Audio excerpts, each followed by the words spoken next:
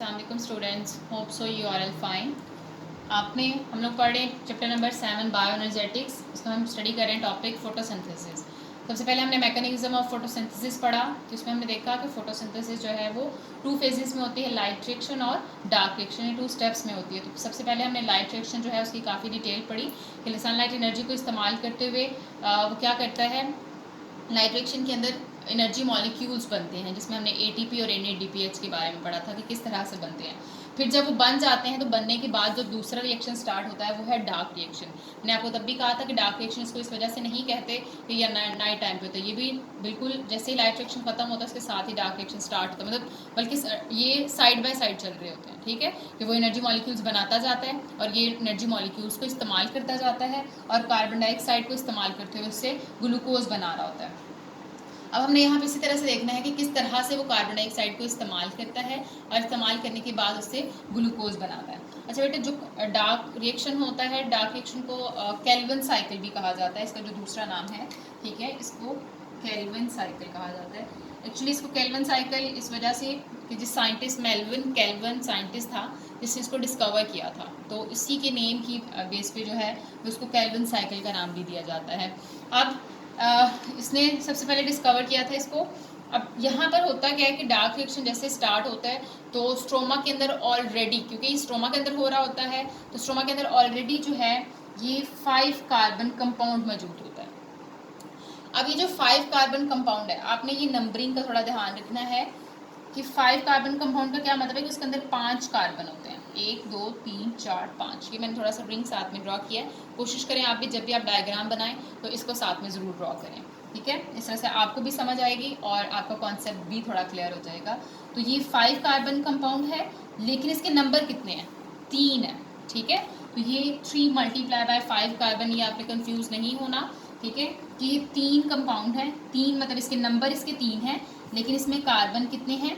5 carbon होते हैं इसमें। ठीक है, अब यहाँ पर कार्बन डाइऑक्साइड जो है हमने पढ़ा था फोटोसिंथेसिस के अंदर, अगर हम दोबारा से क्वेश्चन को रिमाइंड आप एक दफ़ा याद करें तो हमने पढ़ा था कि 6CO2, ठीक है, प्लस 12H2O। तो हमने वाटर और सनलाइट एनर्जी को तो लाइट रिएक्शन इस्तेमाल कर लिया, जो लेकिन जो कार्बन डाइऑक्साइड होती है जो कि हम एयर से लेते हैं, प्लांट जो है वो एयर से ले रहे होते हैं स्टोमेटा के थ्रू, तो वहाँ से ये कार्बन डाइऑक्साइड जो है वो इस साइकिल के अंदर एंटर होती है। ये भी नंबर को शो कर रहा है कि कार्बन डाइऑक्साइड के कितने मॉलिक्यूल होते हैं? 3 मॉलिक्यूल्स होते हैं। जब वो इसके अंदर आके ऐड होते हैं, ठीक है, तो 3 होते हैं, हर एक में एक एक कार्बन आके ऐड होगा। 3 है ना, इसके भी 3 है और ये भी 3 कार्बन रहते हैं। ठीक है, अब हर कार्बन जो है वो इसके अंदर आके ऐड होगा, तो ये 5 कार्बन से किस में चेंज हो जाएगा? 6 कार्बन कंपाउंड में। तो 5 carbon compound when combine with the carbon dioxide then it changes into the 6 carbon compound. ठीक है, अब ये 6 कार्बन कंपाउंड है, लेकिन इस तरह के मतलब 3 जो है वो सेम इसी तरह से बनेंगे। अब मैं 3 रिंग तो यहाँ पे ड्रॉ नहीं करूँगी, इसका मतलब यही है, 3 लिखने का मकसद यही है कि ये कार्बन इसके अंदर 6 है, लेकिन नंबर इसके कितने हैं? 3 होते हैं। लेकिन आपको पता है 6 कार्बन जो कंपाउंड होता है वो एक अनस्टेबल कंपाउंड नहीं होता, ये अनस्टेबल कंडीशन होती है इसकी। अब ये अपने आप को स्टेबल करने की, जैसे ही 6 कार्बन कंपाउंड बनता है, ठीक है, तो फ़ौरन से क्या हो जाता है? ये टूट जाता है। टूटता किस तरह से है? इस तरह से 3 कार्बन कंपाउंड में ये चेंज होती है। जब टूटेगा मतलब इस तरह के इसके पास 3 थे, ये 6 कार्बन कंपाउंड है, इनके अंदर 6 कार्बन है और नंबर इसके कितने हैं? 3 है। ठीक है, जब ये टूटेंगे तो ये इस तरह से टूटेंगे, यूं, ये तो हर एक में से कितने कार्बन जो है वो कितनी हमारे पास चेंज आएंगे? 2 आएंगे। 3 कार्बन 3 कार्बन 3 कार्बन 3 कार्बन, इस तरह से सो ऑन। ठीक है, तो ये जब टूटेंगे तो ये किसमें? पहले ये 3 थे, जब ये दरम्यान में से टूट गए तो अभी टोटल कितने होंगे? 1 2 3 4 5 6। तो ये क्या हो गए? 6 हो गए। ठीक है, लेकिन अब इनमें नंबर ऑफ कार्बन कितने रह गए? 3 हो गए। ठीक है, 3 नंबर ऑफ कार्बन हो जाएंगे, लेकिन इनके जो नंबर हैं वो ज़्यादा हो जाएंगे, कार्बन इनके अंदर कम हो जाएंगे, क्योंकि इसकी स्प्लिटिंग हो जाती है, ये टूट जाते हैं। इस तरह से 3 कार्बन कंपाउंड जो है, अब इसी से आगे सारा सर्कल चलेगा और इसी की बेस पे, क्योंकि ये 3 कार्बन कंपाउंड जो है ये बहुत इंपॉर्टेंट होता है ग्लूकोज बनाने के लिए, तो इस वजह से इस साइकिल को एक और नाम दिया जाता है C3 पाथवे, वो इसी की बेस पे दिया जाता है। ठीक है, तो ये आपने इसको थोड़ा सा याद करना है। अब यहाँ पर 6 जो है वो इसके स्प्लिटिंग की वजह से अब इसके नंबर जो है वो 6 हो चुके हैं, लेकिन इसमें जो कार्बन नंबर है वो कम हो चुके थे, 3 हो जाते हैं। ठीक है, इस तरह से मैं बार बार बता रही हूँ ताकि आप कंफ्यूज ना हो। अब इसमें से ये जो 6 नंबर है इसके, इसमें से एक जो 3 कार्बन कंपाउंड है, ठीक है, वो कन्वर्ट हो जाता है कार्बोहाइड्रेट में। ये 3 कार्बन कंपाउंड जो है ये किस में चेंज होता है? कार्बोहाइड्रेट में, और ये यूटिलाइज हो जाता है ग्लूकोज बनाने के लिए। ठीक है, तो इस तरह से 6 में से जब एक जो है, एक इसमें से, मतलब ये 6 थे इस तरह से, तो इसमें से जो एक है वो यूज हो गया ग्लूकोज बनाने के लिए, तो बाकी कितने बच गए? 1 2 3 4 5। तो कितने बच गए? बाकी 5 जो है वो इसके कंपाउंड बच गए हैं। तो इस तरह से 5, इसमें से 6 में से एक जो है ये यूज हो गया ग्लूकोज बनाने के लिए, तो बाकी कितने बच गए? 5 का कंपाउंड्स हैं वो बच जाते हैं। अब ये जो 3 कार्बन कार्बोहाइड्रेट्स होते हैं, ठीक है, इन्होंने दोबारा से चेंज होना होता है 5 कार्बन कार्बोहाइड्रेट से। तो बेटा यहाँ पे एक इम्पॉर्टेंट चीज़ कि ये जो ग्लूकोज बनाने के लिए वो एनर्जी मॉलिक्यूल्स जो कि लाइट रिएक्शन में बने थे वो अब यहाँ पे यूटिलाइज होते हैं। ठीक है, ये इसी तरह से नहीं बन जाता। तो सिंपल क्या होता है कि इनमें ATP जो है वो कन्वर्ट हो जाती है ADP में, और NADPH कन्वर्ट हो जाता है NADP पॉजिटिव में। अब ATP जब ADP में कन्वर्ट होगा इस मीन इसमें से एक फास्फोरस जो है वो टूट जाता है, उसका बॉन्ड टूटता है, और उस एनर्जी को इस्तेमाल किया जाता है ये ग्लूकोज बनाने के लिए। इसी तरह से NADPH में से भी जब हाइड्रोजन जो है इसका बॉन्ड ब्रेक कर जाएगा तो ये क्या हो जाएगा? आयनाइज हो जाएगा, NADP पॉजिटिव आयनिक स्टेट में आ जाएगा, और उससे रिलीज होने वाली एनर्जी को यूटिलाइज कर लिया जाता है ग्लूकोज बनाने के लिए। और ग्लूकोज जो है वो फोटोसिंथेसिस का मेन प्रोडक्ट होता है। ठीक है, इस वजह से ये साइकिल इस हवाले से बहुत इंपॉर्टेंट होता है। देन जैसे ही ये ग्लूकोज बन जाता है तो बाकी जितने भी कंपाउंड होते हैं वो आगे रीजनरेट होने के लिए चले जाते हैं। रीजनरेट का क्या मतलब है? दोबारा से उनकी यहाँ पे कार्बन डाइऑक्साइड को यूटिलाइज करके ग्लूकोज बन चुका है। ठीक है, तो अब दोबारा से रीजनरेशन होगी, दोबारा से उन्होंने किस में चेंज होना है? 5 कार्बन में। ठीक है, तो यहाँ पे फिर जो अगला स्टेप होता है वो रीजनरेशन का होता है। इसमें सिंपली क्या होता है कि यहाँ पे भी इस स्टेप के लिए भी क्या चाहिए होता है?